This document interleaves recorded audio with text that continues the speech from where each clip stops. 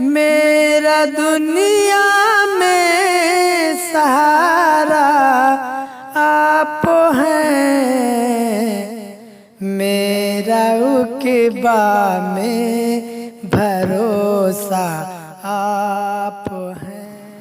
نحمده ونصلي ونسلم على حبيبه الكريم اما بعد فاعوذ بالله من الشيطان الرجيم بسم الله الرحمن الرحيم قل ان كنتم تحبون الله فاتبعوني يحببكم الله آمنت بالله صدق الله المولانا العظيم وصدق رسوله النبي الكريم ونحن على ذلك من الشاهدين والشاكرين والحمد لله رب العالمين۔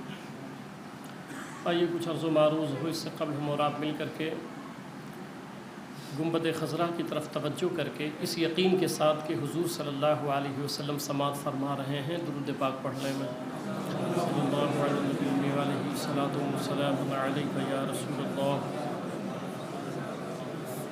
صلی اللہ تعالی علیہ وسلم۔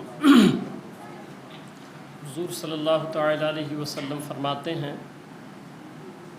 کہ میدان محشر میں جب نفسی نفسی کا عالم ہوگا، جب سب پریشان ہوں گے نا، کوئی کسی کے کام نہیں آئے گا، تو میرے آقا فرماتے ہیں ایسے ماحول میں اس شخص کو ڈھونڈ ڈھونڈ کے مصافحہ کروں گا جو دنیا میں مجھ پہ درود پڑھا کرتا تھا۔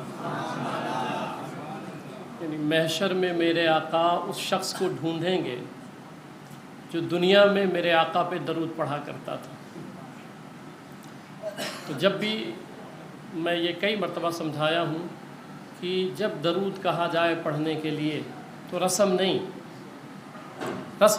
بلکہ میں نے کہا کہ سرکار فرماتے ہیں انی اسمع صلاۃ اہل محبتی و اعرفہم،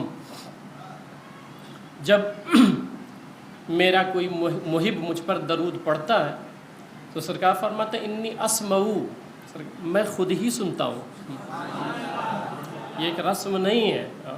اسی لیے میں سب کو بتاتا ہوں، میرے پاس جو بیٹھتے ہیں ان کو بھی بتاتا ہوں کہ اس سے بڑا وظیفہ کوئی نہیں ہے، درود پاک سے بڑا وظیفہ کوئی نہیں ہے۔ کیوں؟ کیونکہ یہی وہ فعل ہے جو اللہ تعالیٰ کر رہا ہے۔ سرکار فرماتے ہیں انی اسمع صلاۃ اہل محبتی، جو محبت سے پیار سے مجھ پہ درود پڑھتا ہے تو فرماتے ہیں میں خود سنتا ہوں۔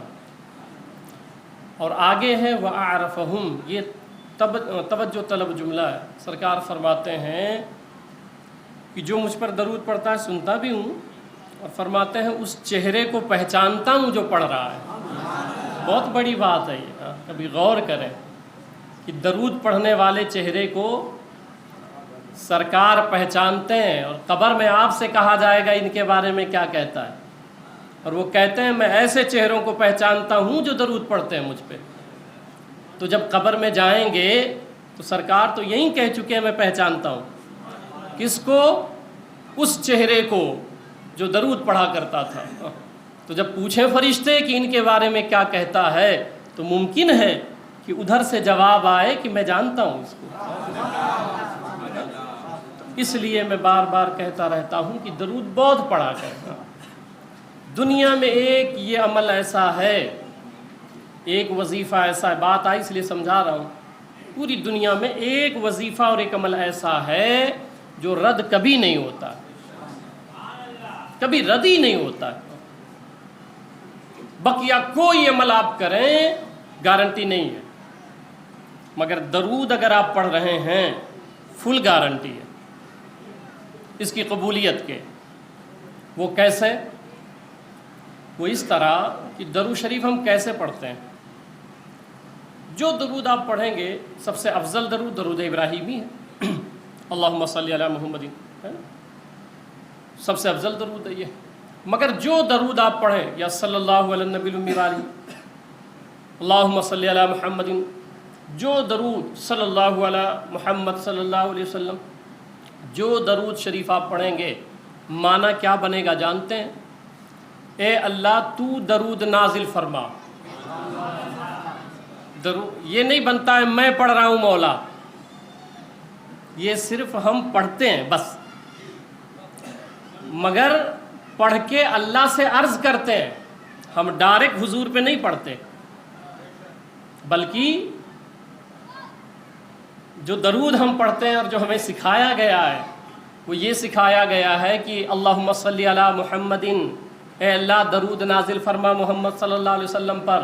یہی تو ہم اور آپ پڑھتے ہیں، یا صلی اللہ علی محمد، اے اللہ درود بھیج محمد صلی اللہ علیہ وسلم پر، نازل فرما درود محمد صلی اللہ علیہ وسلم پر. اب اس میں ہمارے پڑھنے کا ذکر نہیں ہے. کیوں؟ کیونکہ وہ محبوب ہی ایسا ہے اور ہم گنہگار لوگ ہیں نا، خطا کار، سیاہ کار، بد کردار لوگ ہیں، اور وہ رب کا محبوب ہے. وہ خدا کی چاہت ہے، وہ حضور صلی اللہ علیہ وسلم اللہ کی چاہت ہے. تو اب ہم جیسے گنہگار لوگ درود پڑھیں تو اس نے حکم تو دیا کہ اے ایمان والو تم بھی درود پڑھو، مگر پڑھنے نہیں دیا. طریقہ کیا بتایا؟ تم پڑھو مگر کیسے؟ تم مجھی سے کہو کہ میں پڑھوں. یہ ہے پیار. پڑھو تم ہی، مگر کیا پڑھو گے؟ تم ڈائریکٹ پڑھو گے؟ نہیں، اس میں تم مجھ سے کہو کہ اے اللہ میں گنہگار سیاہ کار، تو محبوب پہ درود بھیج دے. اب اللہ کا عمل مردود ہو سکتا ہے؟ کوئی شک کسی کو؟